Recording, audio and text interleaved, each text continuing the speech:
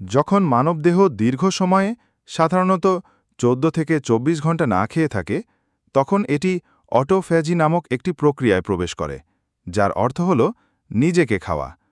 এই অবস্থায় শরীর পুরনো, ক্ষতিগ্রস্ত বা অসুস্থ কোষগুলো ভেঙে ফেলে এবং পুনর্ব্যবহার করে।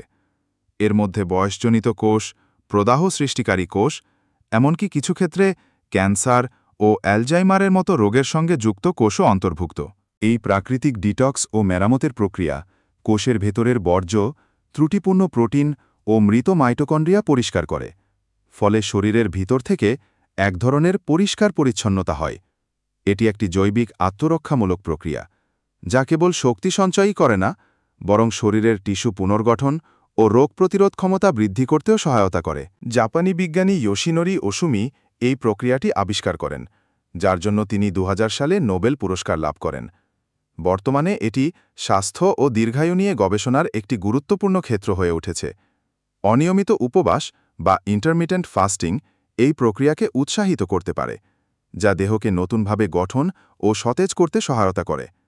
তবে এটি সবার জন্য উপযুক্ত নয় এবং চিকিৎসকের পরামর্শ নিয়ে শুরু করাই উত্তম।